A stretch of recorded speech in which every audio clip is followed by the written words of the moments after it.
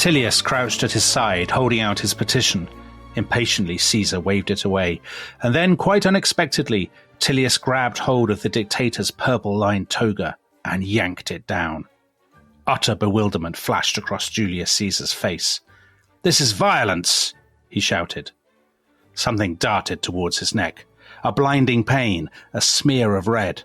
Half turning, he saw blood dripping from a dagger. There were people crowding around him now. Familiar faces, friends, men he had trusted for years. They all held knives. Their eyes were hard. More steel flashed towards him. His head was whirling. He raised his hands to shield himself and saw the blood running down his arms. Now he was twisting, cornered, a wild beast at bay. He could hear somebody bellowing, a monstrous roar of fear and panic, and he recognized his own voice. He was trapped. He couldn't get up. There was blood everywhere. The faces were coming closer. The knives rose and fell. And then, to his relief, he saw Brutus. Good old Brutus. But Brutus's eyes were hollow, and in his hand was another knife. "Et tu, Brute?" Caesar said, disbelieving. "You too, my boy?" So, Tom, that's one of the most famous scenes in all history. The assassination of Julius Caesar on the Ides of March in 44 BC at the Theatre of Pompey in Rome. It's probably, isn't it, one of the, I hate to use the word iconic because it's such a cliched and overused word, but it is an iconic moment. It's been repeated in painting after painting, play after play, films, and even children's books, Tom, like that one that I was just reading. So what did that come from, Dominic? So that came from Adventures in Time, Cleopatra, Queen of the Nile, by an author not unfamiliar to listeners to this podcast. Maybe it's a measure of just how iconic the murder of Caesar is, that actually between us, we have written up 4 accounts of the murder of Caesar. So you did it in your book, your children's book. I've done it twice in 2 books I've written, Rubicon and Dynasty. And I've translated Suetonius, of course, on whose account much of your account was based. And actually, I sent it to you, didn't I? And suggested that you read it, and you scored me. And I ignored it. Not going for Suetonius, I'm going for myself. Yes, exactly.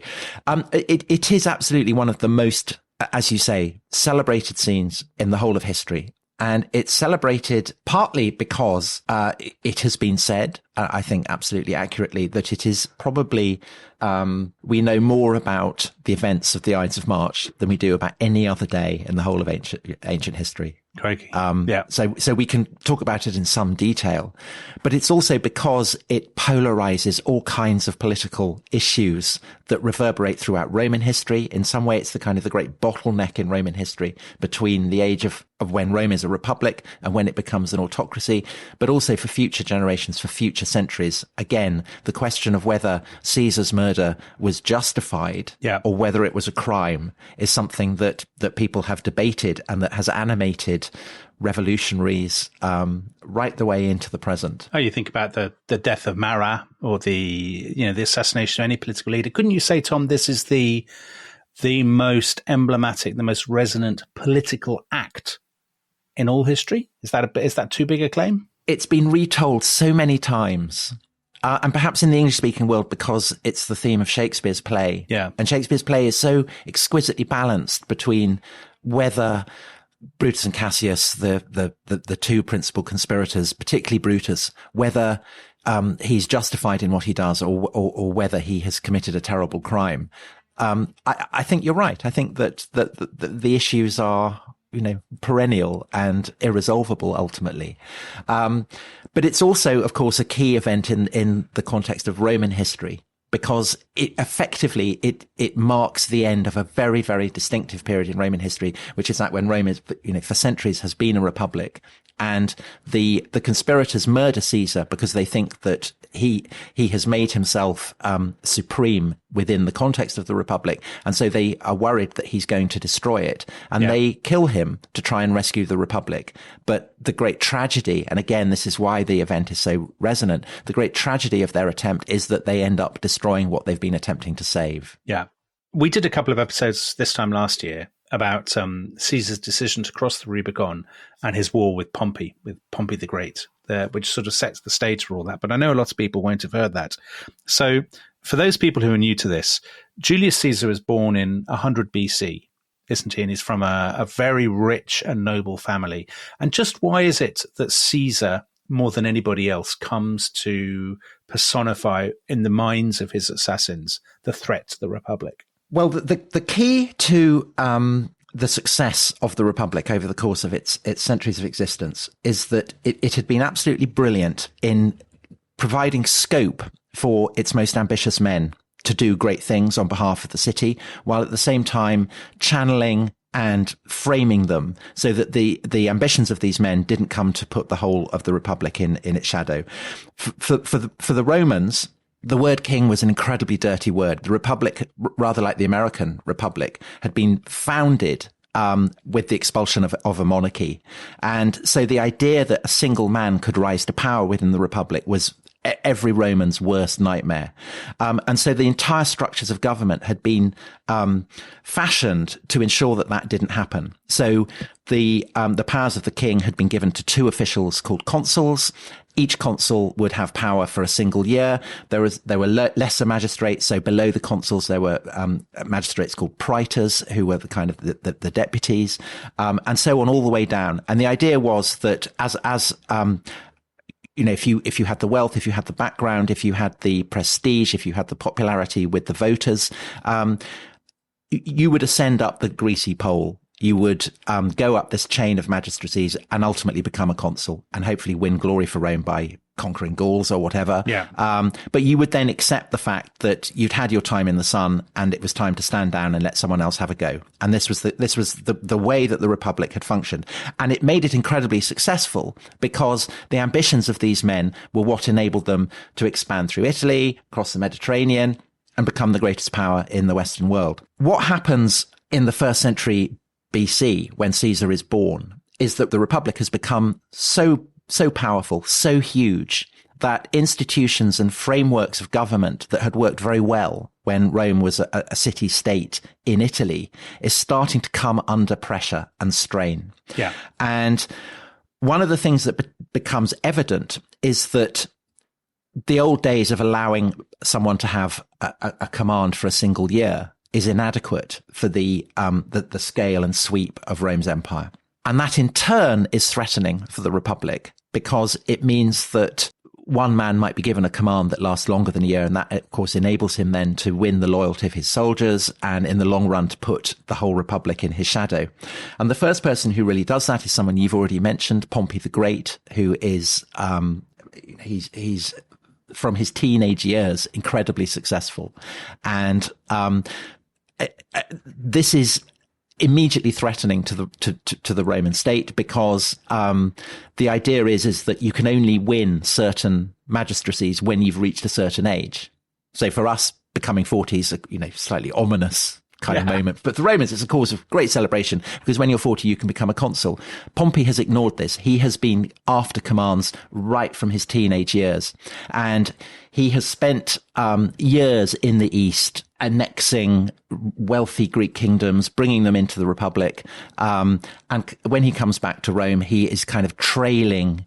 He's got kings in his train. He's got great chests of treasure, all kinds of things like that. And he's too rich, really, for the system. He's too rich. But Pompey is a figure of menacing power in the context of the Republic, but he's an inherently conservative figure. He wants to be acknowledged as the princeps, the chief man in the state, but he doesn't want to overthrow the Republic or anything like that. He's far, far too conventional. Right. And so he enters into alliance with two other very heavyweight figures. One of them, Crassus, incredibly wealthy, also from the kind of same background as Pompey. He's emerged from a civil war and he ends up dead fighting the Parthians out in the east. Yeah.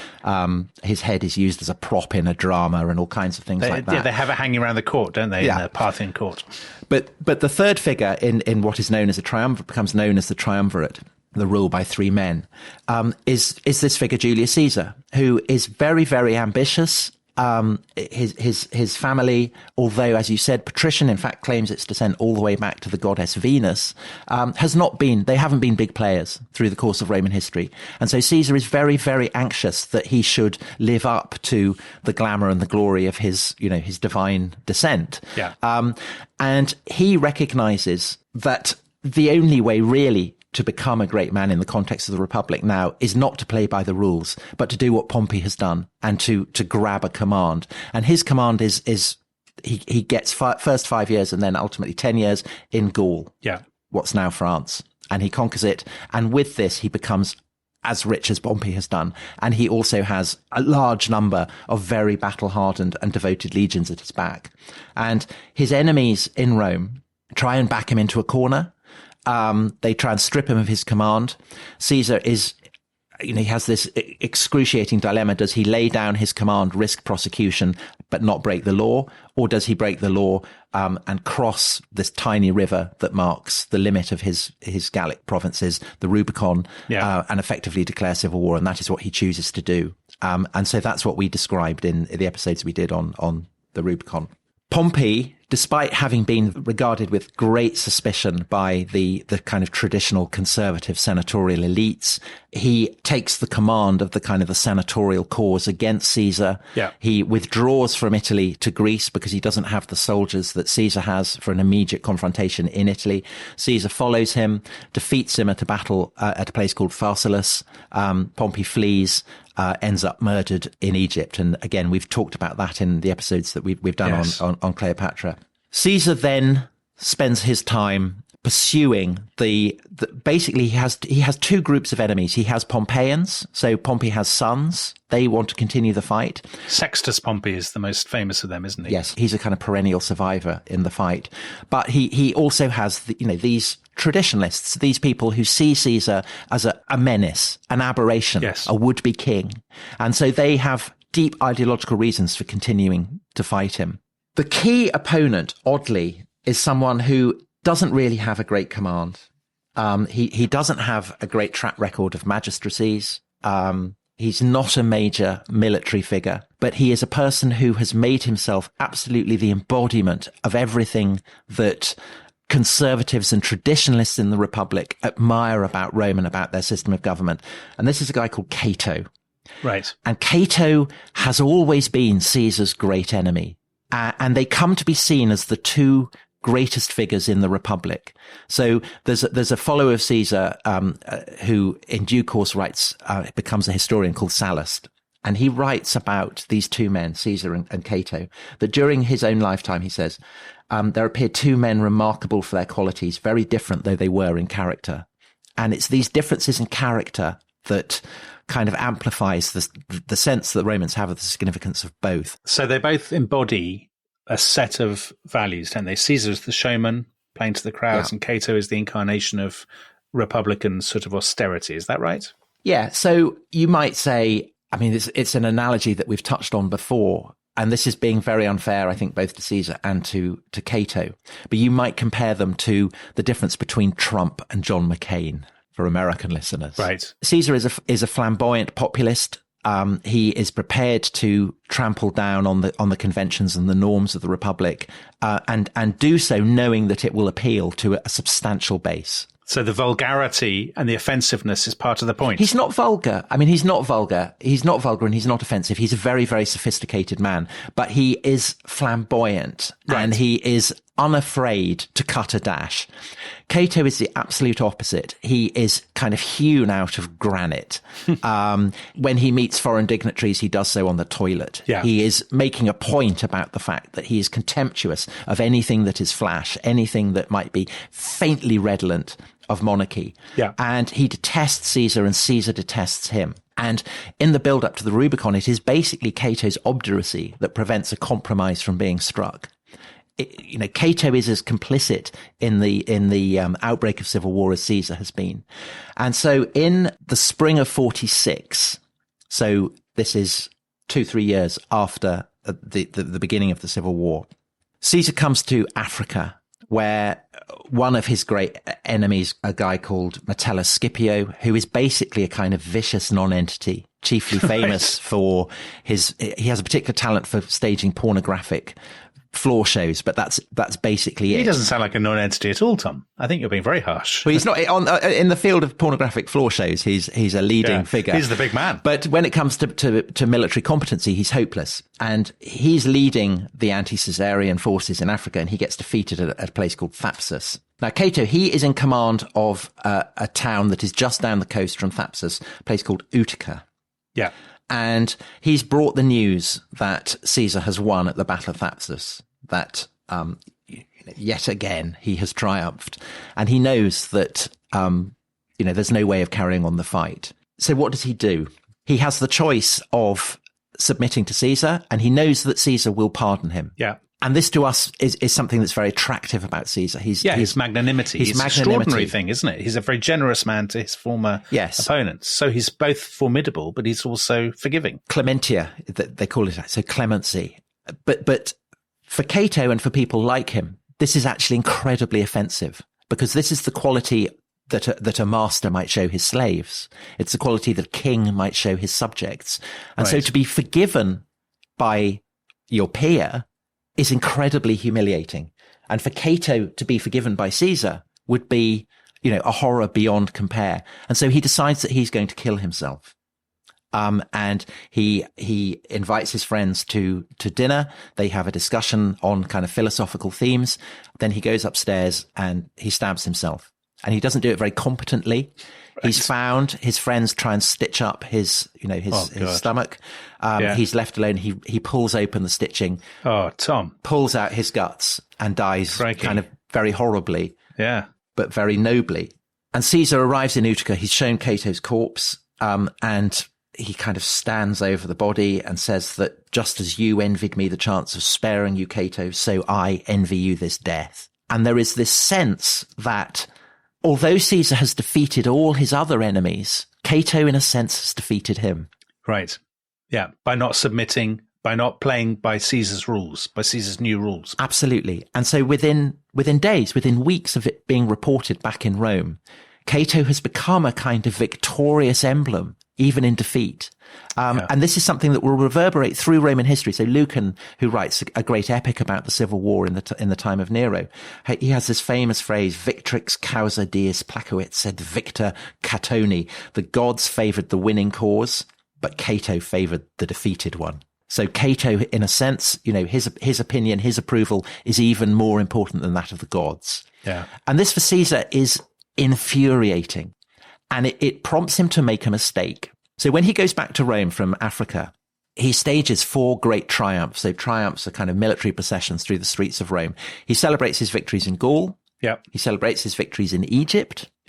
This is the kind of Cleopatra imbroglio. Yeah. He celebrates victories in Asia, where he has his famous phrase, Veni Vidi Vici, paraded through the streets of Rome. I came, I saw, I conquered. Yeah. A very, very quick victory. And this is a kind of a gloat over Pompey, because Pompey had made his name in Asia. And Caesar is basically saying, it's nothing. I mean, anyone could win a victory here. And then he celebrates his victory in Africa. And it is very, very offensive to contemplate that anyone might celebrate a triumph over fellow Romans. So Caesar is pretending that in Africa he's been fighting Africans. Of course he hasn't. He's actually been fighting Romans, but he draws a veil over that. But because Cato has basically kind of driven him mad, is the one guy who's got under his skin. Through the streets of Rome during this triumph, a float is drawn that illustrates the suicide of Cato. And the impact of this on the watching crowds, who normally are very pro-Caesar, Caesar is bestowing great largesse on them and, parades. It's all great fun. Yeah. But the sight of this, they weep. And Caesar is kind of left furious by this. And he then goes off to Spain, because the sons of Pompey the Great are there still holding out. This is going to be, this is the last holdout of those who are resisting Caesar. And back in Rome, a figure decides that he is going to write a eulogy on Cato. Right. And this figure is someone who is very close to Caesar. So he's called Marcus Junius Brutus.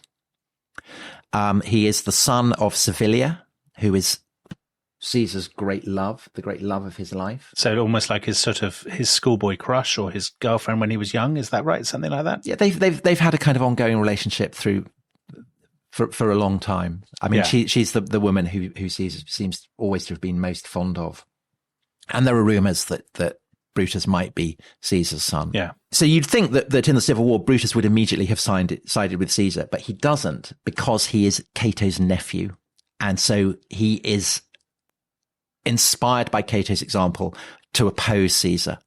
At the Battle of Pharsalus, where Caesar defeats Pompey, Caesar is very anxious about what has happened to Brutus and orders search parties to go out and find him. And when they find that he hasn't been killed, comes into Caesar's presence. Caesar, hugs him, pardons him, bestows honours on him. And so Brutus is now very much a part of the regime that Caesar is trying to set up. I mean, to us, that does show Caesar in an extraordinarily magnanimous light, because, a lot of people in history that we have talked about, so not 21st century people, but medieval kings or whatever, would have punished that with instant death or torture or exile. But Caesar's, it's extraordinary that his attitude is, well, you could have backed me, but you backed the other guy. That's fine. We're all friends. I'm so glad you're all right. I mean, what an extraordinary insight into his psychology that he would do that.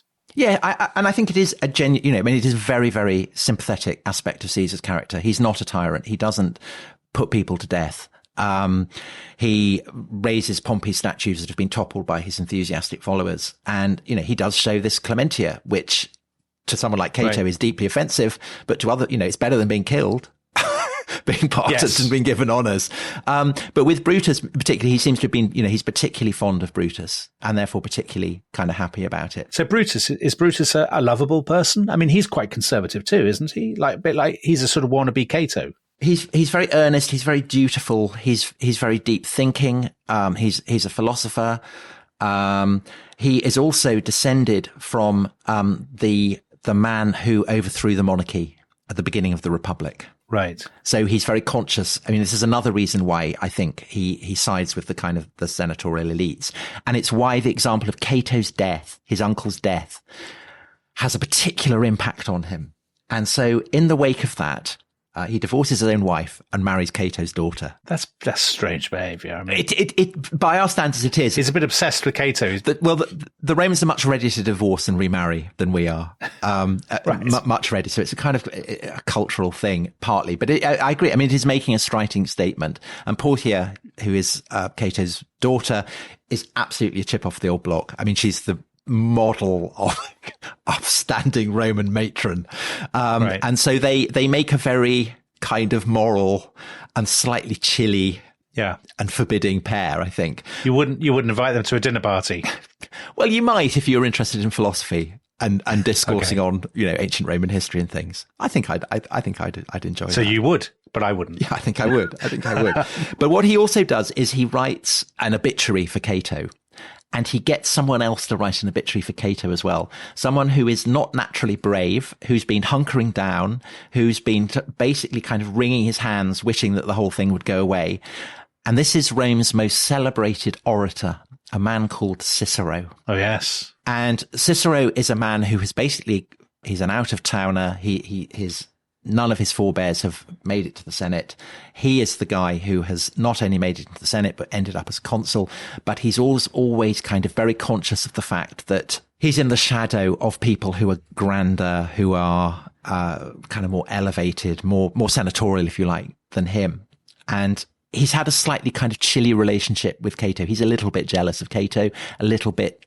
He can also see that there's something faintly ridiculous about Cato, I think. Right. Cicero is a very funny, alert, astute, intelligent man, but not naturally heroic at all.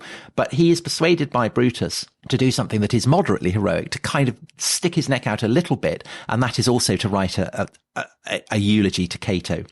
And the news of this is brought to Caesar in Spain, where the fighting is very, very brutal. So we've talked about how Caesar is generally a magnanimous man. In Spain, he isn't at all. The fighting against Pompey's sons is very, very savage. He wins a spectacular battle, the last battle of the Civil War at a place called Munda in March 45.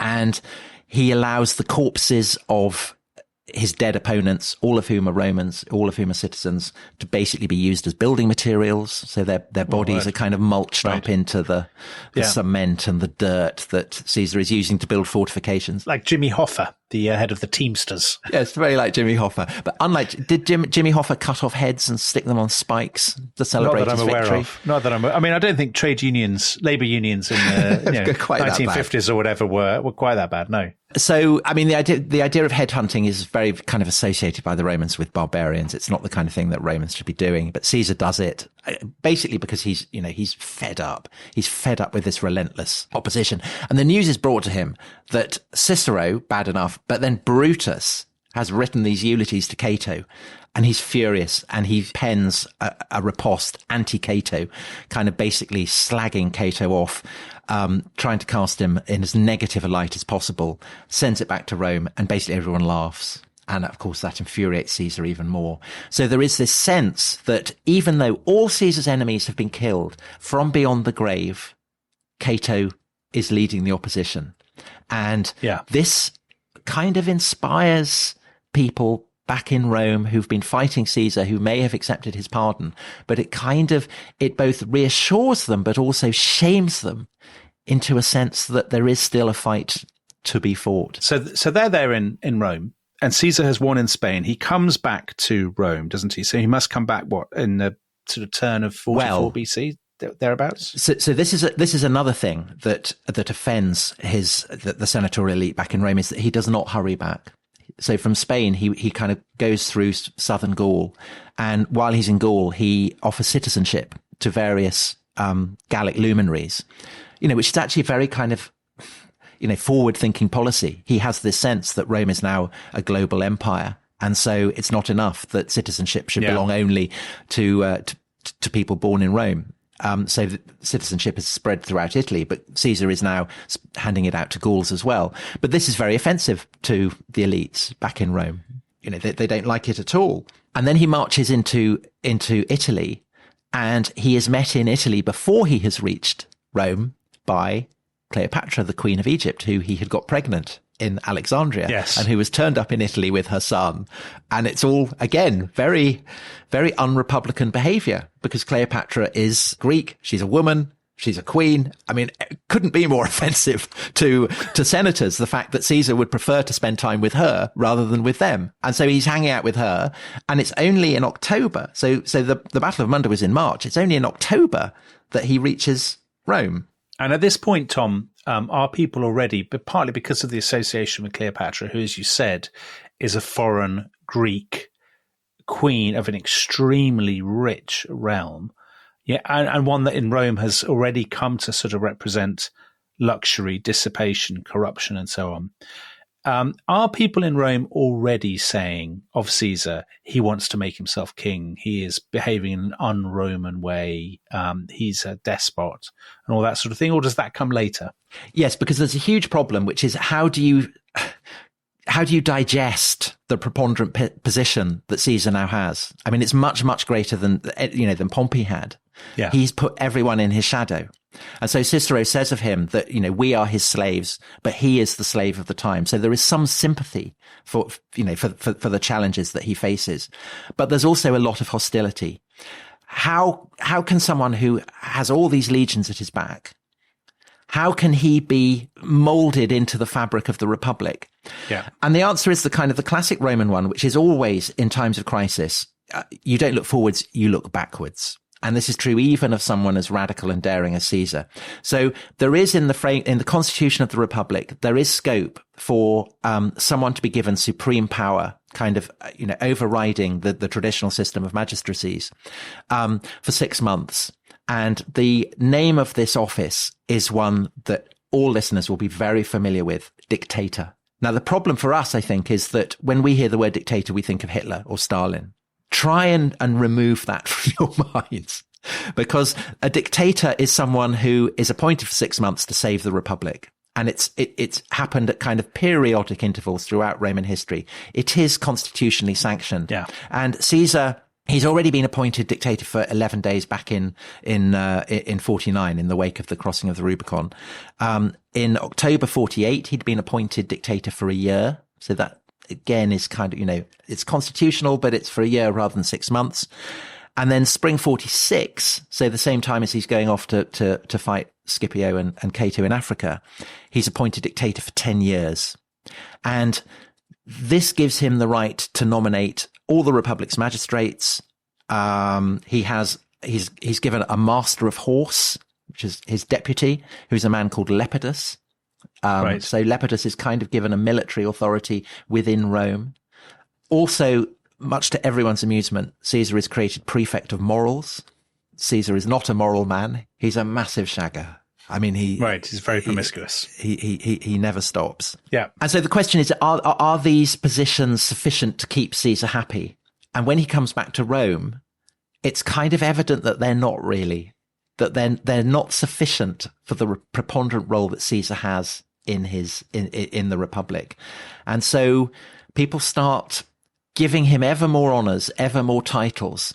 But there is a sense in which by doing that, it's a little bit like garlanding a sacrificial bull. Ooh. Because the more honors they give, the more the Republic comes to see him as cipher, the more Caesar is provoking the envy and the hostility of his peers, with consequences that will play out very, very bloodily over the few months that remain of Caesar's life following his return to Rome in October 45 BC. Well, that's the perfect place, Tom, on which to take a break. So Julius Caesar has about 6 months left, doesn't he?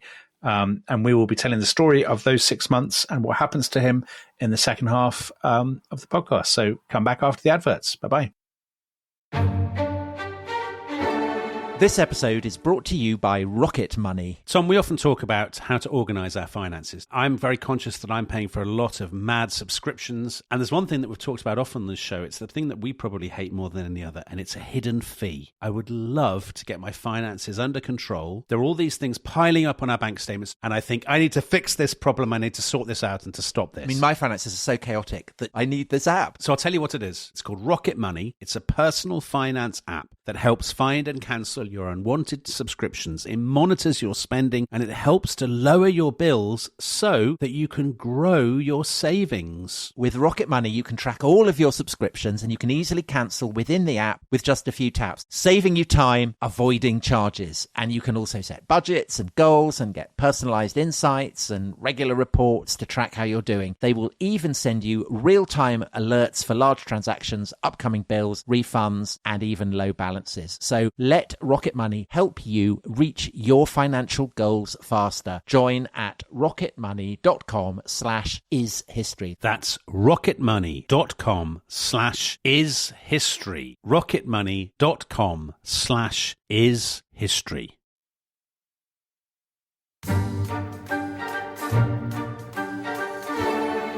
Welcome back to The Rest is History. We are in the final stretch of the extraordinary and colourful and ultimately doomed life of Julius Caesar, who has become dictator in Rome. Now, Tom, tell us a little bit. What are his plans? What's he trying to do? Well, he comes back and he displays the kind of incredible, almost demonic energy that he has done throughout his whole life. And he is aware that Rome and the people of Rome face all kinds of problems. And so with the power that he now has, and that previous generations of Roman statesmen didn't have, because they were always having to kind of watch their back and cope with the jealousies of people who were their peers, now he can kind of basically force through what he wants. So he plans all kinds of urban improvements. Pompey has built Rome's first theatre of stone, right. Vast, great structure. Yeah. Caesar inevitably plans a theatre that's going to be larger than that. He plans the largest temple in the world on the Campus Martius, which is traditionally the place where the people of Rome would mass for warfare, but has long since become a kind of place for urban development. He plans to move the Tiber to expedite his building schemes. So that's the kind of the measure of his sense of self-confidence. He famously revises the calendar. So the Julian calendar, this is the time when he's doing that. And he recognizes that he needs to boost the grain supply because Rome is now a vast city of almost 1 million people. They need to be kept fed. And Caesar is concerned to improve the condition of the people. That's why the people of Rome love him. Because he's always been a populist. He is a populist. Yeah, playing to the crowds. Yes. So he's kind of pushing through policies that are very effective, and that perhaps it took an autocrat to push through. And he's also looking abroad. So he's founding colonies across the Mediterranean, particularly at two cities that had been wiped out by the Romans a century before, the great city of Carthage and the city of Corinth. He plants colonies there. But I think there's also a sense that, even a few months back in Rome, he's already bored he finds Rome almost parochial.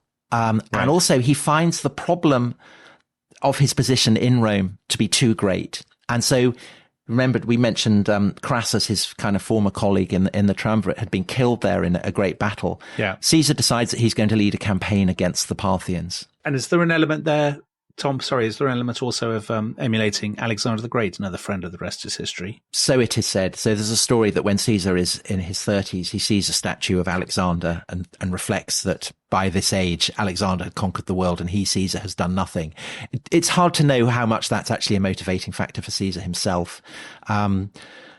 Pompey had been definitely influenced by Alexander. I think Caesar less so. I think Caesar had sufficient confidence that really the inspiration for Caesar was Caesar. Right. I think there's a sense in which he thinks in the East he can play the role of a king much more easily because they're, people are happy to accept that a leader could be, a kind of new Alexander. So in a way, by planning this campaign, he's kind of washing his hands of all the kind of the snarl, the pettiness as he sees it, the resentments that he's having to face in Rome, the kind of the pygmies that are kind of scrabbling around, trying to pull him down and all this kind of thing. And so he plans a military expedition for which he's going to leave at the end of March. Yes. And so for his enemies, they have to decide what are they going to do about this. And there's a sense in the months that follow his return to Rome in October 45 that, his enemies are they're torn between giving him honors to keep him happy and facing kind of a series of incidents that provoke all kinds of outrage in them. So they elate in 45, they give him divine honors. They allow him to wear the name Imperator, which means a victorious general, as his first name. Yeah. Early in February, a really fateful step. He's appointed dictator perpetuus, dictator for life. And that really, for everyone in Rome, is a kind of, who believes in the future of the Republic, is the kind of absolute death knell. Because if he's dictator for life, that means that there's no real prospect of restoring the Republic until he's gone. Right. And, a perpetual dictatorship implies a kind of perpetual crisis. Yeah. So it's not even as if it promises the Roman people a solution to its problems. It kind of says that they are permanent. And that really is that is what gets his enemies thinking, we need to do something about this. But there are various kind of other incidents that fuel it as well. So he starts to appear wearing the wrong shoes, Dominic. Oh, no way. He starts wearing high red boots. So kingly boots. Kingly boots. Right. And so this, it's not a good thing. And then on the 15th of February, a great festival is celebrated in Rome called the Lupercalia. Yeah, which we actually kind of discussed, I think, in the episode we did on Valentine's Day. But just a reprise, it involves naked men running around the Palatine into the Forum, lashing bare-breasted women with goat thongs. Yeah, and usually it's young men. They who were different do this. times, Tom. They were more innocent times. Yeah, I mean, who wouldn't enjoy seeing that? And it's mostly young men who are doing this. But on this occasion, there is a 40-year-old man who's doing it. And this is the man who has been Caesar's great lieutenant, right-hand man, and who in 44 BC has been appointed consul by Caesar. This is a man called Marcus Antonius, better known to us as Mark Antony. And Antony, he goes running around the Palatine, lashing breasts with his goat thong and all that kind of stuff. Topless women. Yeah. And then he comes into the Forum. Before the Senate House, which is actually in ruins because it had burnt down 8 years before. So it's kind of the scaffolding and repairs everywhere. But Caesar is sitting in front of it. And Antony approaches Caesar, and the gathered crowd see that Antony has in his hands a diadem that is entwined with laurel. And the diadem is the symbol of monarchy. Yeah. And Antony stands there and waits for applause, and there is no applause. There's, kind of desultory clapping, but otherwise nothing. There's a long pause. And then Caesar orders Antony to put the diadem away. And as he does so, the Forum erupts into tumultuous cheering. Doesn't Caesar say, take it to the temple of Jupiter because Jupiter is the only king of the Romans? He does. He does. So Antony tries to press it on him a second time, and that's when Caesar says that, Rome will have no other king. So if you're one of Caesar's critics, you think this is a put-up job. Caesar was in on this. He was hoping that the crowd would cheer and he would become king. Is that right? Is that basically a plausible explanation for what was happening? Yes, I mean that's what his enemies say. And he'd misjudged the crowd. Yeah, and I think it's very, very plausible. And you think it's true? My hunch is about Caesar's plans is he didn't really care. I think he's bored of everything to do with Rome, to be honest. He spent so long abroad in the saddle on campaign. He finds the kind of the pettiness of it all. It's a bit like, when prime ministers enter their imperial phase and they're off going to summits and all that kind of thing. And then they have to come back and deal with local government acts, and it's just beneath them. Yeah. And I think he feels, that he can rule as dictator at home in Rome. He can rule as, a kind of quasi king abroad. And he's not really interested in the Republic. So he notoriously, he says that the Republic is a nothingness, a name only, that it has no body, no substance.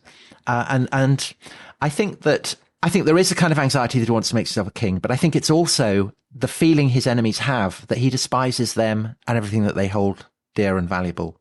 Yeah. I mean, Caesar is pretty confident that he doesn't have to worry about them, because his hunch is that they know that anything that replaces him will be worse than him. So he doesn't have a bodyguard.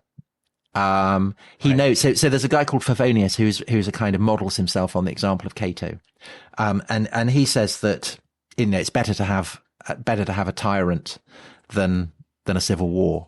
And so Caesar is pretty confident in that he can rely on his enemies not to do something stupid. Well, this is the justification for autocrats right up to the present day. So the autocrats of the 2020s, their defenders will say, well, better a strong man who keeps everything, who, upholds law and order, as long as he's not a complete tyrant, better a strong man than these squabbling parliamentary pygmies. That's always the justification, isn't it? Yeah. For a move towards authoritarianism. Yeah. And also, I think Caesar feels that he's offered his clemency to all these people, and so he can rely on that. Yeah. So as we come to March 44, we have Caesar is dictator for life. We have Lepidus, who is his master of horse, effectively Caesar's deputy. Caesar and Antony are both consuls, but there is a guy called Dolabella, right, who is a Caesarian, who is consul designate. So he is kind of scheduled to replace Caesar when he goes abroad as consul, and he's the son-in-law of Cicero. Okay. I mentioned the praetors. These are the officials who are kind of directly below consuls in rank. So there are two particularly distinguished praetors. So one of them, the urban praetor, who is responsible for administering Rome if the consuls aren't there, can only ever leave Rome for a maximum of 10 days. The urban praetor is Brutus, who we've mentioned. Yeah. Then there is a praetor who essentially serves as the kind of the foreign minister, the foreign secretary of state. Yeah. And this is a man called Cassius Longinus. And Cassius had fought with Crassus and had distinguished himself there by bringing back the remnants of Crassus's defeated army. He had fought with Pompey, been his best naval commander, been pardoned by Caesar, and he is a lean and hungry man, as Shakespeare describes him. Yes. He's generally portrayed as an envious, ambitious, frustrated, embittered man. Is that fair, or is that our later read? No, I think there's a strong element of that. And Cassius and Brutus, of course, are the people who convene the conspiracy. Yeah. There is debate among the sources as to whether it was Cassius who led it or Brutus. The version in Shakespeare, and therefore the one that's become canonical, is that it's Cassius who leads it and Brutus has to be persuaded. But it's perfectly possible it's the other way around, because, as I said, Brutus is the heir of the man who expelled the monarchy and therefore kind of feels he has a particular responsibility for it. There is a lot of dispute in the sources as to exactly how many conspirators there were. So it ranges in number from 80 to about 15. Right. But those sources could accurately reflect the situation, Tom, because if you've got a conspiracy like that, absolutely, you could have a lot of people who are vaguely aware of it and are sympathetic, but are not really prime movers in the conspiracy. Yeah. We're waiting to see how things play out. Absolutely. And there are kind of various, although the main, a bit like Jesus, we have four principal accounts of Caesar's death, and they're written quite a long time after his death, but they clearly draw on contemporary sources. Right. And I think the confusion that surrounds, how many conspirators there were, who organized the conspiracy, what exactly happened, is reflective of the fact that, conspiracies by their nature, as you said, are often kind of veiled in shadow. One person who's not embroiled in it is Cicero. Yeah. But somebody who is who is complicit in it is a man called Decimus Brutus, who had fought with Caesar in Gaul, and who's another. It gets very easy to confuse him with Marcus Junius Brutus, because of him also it said that he might have been Caesar's son. Because there are indeed some people who say that Caesar's famous words are actually not to Marcus Junius Brutus, but they are to Decimus Brutus when he's dying, when he's being stabbed. Yes. So on the night before the 15th of March, Caesar is having dinner with Decimus Brutus. They're at the house of Lepidus, and the conversation turns to what the best death would be. How best would it be to die? Yeah. And Caesar answers abruptly and unexpectedly. And then he goes home. And the story is that he has strange dreams, that he sees himself flying above the clouds, clasping the hand of Jupiter, and his wife Calpurnia. She imagines that she sees their house come crashing down. She holds her husband, hugs him, and realizes that he's been stabbed. And then it's said that the doors of their bedchamber fling open by an unseen hand. And so in the morning, again, it is said that this makes Caesar a bit worried. He decides that maybe he shouldn't go. And Decimus Brutus turns up and persuades him to go. They have to strike now, the conspirators, don't they? Because he's about to leave. Very soon, yeah, going to leave for Parthia. And if he had left for Parthia and had a triumphant campaign, their moment would have well and truly passed, because then surely he would be in a position to become king. I mean, whether or not he calls himself king is irrelevant. So it's sort of now or never for them, I suppose. Well, it's really interesting. I mean, of course, they could have employed someone to assassinate him while he was on campaign. But what's interesting, and this, again, I think is what makes Caesar's murder so totemic, is that it's not some loner. It's not some agent. It's not some madman. It's not some paid assassin. It's the leading men of the state who do it. Yeah. And just on their plan. So they obviously, by this point, have a very clear plan that they're going to do it at the meeting of the pretty much the last meeting of the Senate before he goes off. Now I know they're meeting at the theatre of Pompey, aren't they? Because as you said, the Senate House is being rebuilt. How much is it important to them that it's public, and it's in a political arena?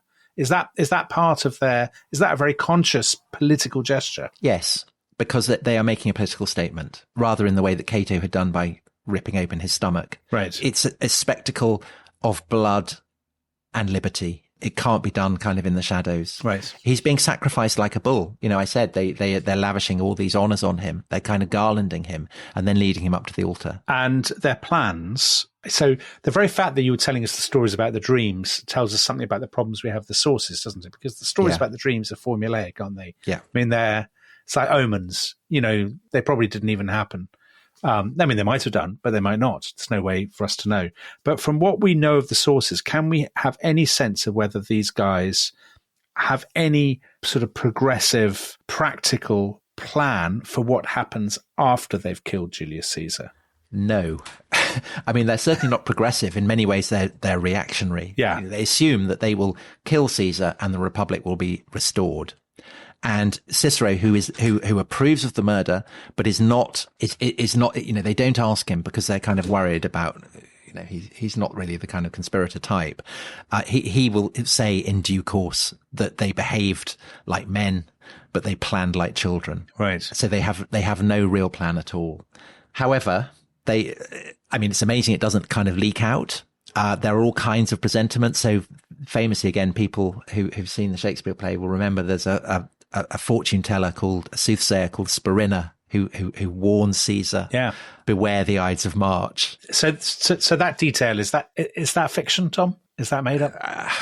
I don't know. I mean, Caesar's death is such a seismic event, and it is seen as one that reverberates through the heavens as well as through the earth, as we will see in due course. It kind of upsets the entire fabric of the cosmos from the heavens to the earth. Of course, people would assume that it had been foretold. I don't know. Sorry, I interrupted you anyway. You were saying he goes with Decimus. Yeah. So as Caesar's going with Decimus to the theatre of Pompey, where the Senate are meeting, he sees Spurinna, and he says, the Ides of March have come, and here I am fine. And Spurinna turns around and says, they have come, Caesar, but they are not yet gone. So Caesar goes into the Senate House, which Pompey had built as part of his great complex. So there's the theatre, then there are gardens, and then there's this kind of great marble hall with the Senate House. And there's a large statue of Pompey in the Senate House. Caesar has ordered it to be put up. Nearby, there are games going on. So there are kind of cheers, spectacles of blood. This is the kind of the background. And then as Caesar walks into the Senate House itself, these sounds dim. The conspirators are aware that there is a potential threat to them in the figure of Antony. Yes. And so one of the conspirators is employed to distract him and not go in with Caesar. There are various people who are identified as having done that, but the likeliest candidate is a man called Trebonius, who will feature in due course later in the story. So Caesar goes in. The senators rise to greet him, a mark of respect that Caesar himself had not shown the Senate a few weeks earlier. So he has a special chair. Does he? A sort of throne type chair? Yes. But this is, so if you imagine, it's kind of like before the meeting of a committee. Right. So the senators are kind of milling around. They're kind of little groups. It's like the guy who's going to chair the committee has arrived. Yeah. But the meeting has not yet properly begun. And so there is scope for people to come up and ask Caesar for favors, because government in the Republic is very, very personal. So if you want a favor done, you have to approach Caesar personally. And we don't know how many senators there are, but, hundreds of them. So the numbers have been hugely inflated. There are about 900 at this point. Crikey. But they're not all there, surely. No, they're probably not all there. So there have been 300 a few decades previously, and now it's about 900 because it's been inflated by Caesar. So you never see that in cinematic adaptations where there are sort of 50 people. So it's a real kind of House of Commons, House of Representatives type scene. Do you think? Yes, I think so. And so people come up to Caesar, and one of them is a guy, as you said in your account, Tullius Cimber, who approaches with a petition, and then he grabs Caesar's toga, and then a guy called Casca stabs him below the throat, and the blows start to rain down. Yeah. And according to Suetonius, who gives our best account, there were 23 wounds, of which, according to the doctor who then subsequently did the post-mortem on him, only one had been fatal. And we get the detail from Plutarch that every conspirator had agreed to stab Caesar once, which, squaring those two accounts implies that there were 23 conspirators. But I think that's right. I think that's putting too much weight. It's very Murder on the Orient Express, isn't it? Yes, it is. It is. But they all have to kind of dip their hands in the blood. Yes. And in your account, you said, Caesar runs, that he cries out. There are actually, we don't really know. The confusion of the event means that we have kind of various accounts of what happens. So Suetonius says that, he's read accounts in which Caesar lay silent under the rain of blows. Plutarch says that Caesar fought back, until he sees Brutus come. So that there are various accounts. Caesar's last word, so the et tu Brute is in Shakespeare. Shakespeare invents that. Yes, of course. And you Brutus. Yes. His last words, two of our sources, one of whom is Suetonius, they say that in Greek he says, "You too, my boy, my son," looking at Brutus. But which Brutus? Marcus Junius or Decimus? Marcus Junius Brutus. But it's possible. I mean, it's possible in all the confusion. I mean, the scene must have been so chaotic and confused that any attempt to impose order on the sources must be a fool's errand, because they probably would have given you different accounts themselves, the conspirators. Yeah. Yeah. And Caesar dies. He pulls his toga over his head so that people won't be able to see his face in death. Blood spills out and laps the base of a statue of Pompey the Great. Everybody flees. The senators who are not in the conspiracy in a state of mass panic. According to some accounts, there are some who are trampled to death in the chaos. The conspirators, who call themselves liberators, hold their daggers aloft. Brutus calls out Cicero's name, kind of implying that Cicero had been a great inspiration for this. And they charge out, expecting to be greeted as liberators. Yeah. Caesar's body lies there. And Suetonius gives us the account: the chamber then emptied, and his lifeless body lay there a while, until 3 young slaves bundled it into a litter and carried it home, one arm dangling as it went. Crikey. What an amazingly colourful and resonant detail that is. Tom, a brilliant narrative. And the great thing is it's not over, is it? No. Because listeners to the Rest is History Club can find out immediately what happens next. What, are the liberators greeted with open arms? What's going to happen to Mark Antony? Some of you, I suspect, will know the answers to these questions, but you haven't heard it told by the inimitable Tom Holland, as you will be able to if you're a member of the Rest is History Club. If you're not, you'll have to wait till Thursday, which is, no great hardship, but why suffer at all, Tom? Why not just listen to it now? Absolutely. Pile in. Right.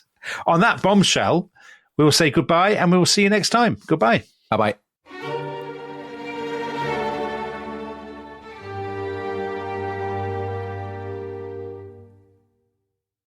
Thanks for listening to The Rest is History. For bonus episodes, early access, ad-free listening, and access to our chat community, please sign up at restishistorypod.com. That's restishistorypod.com.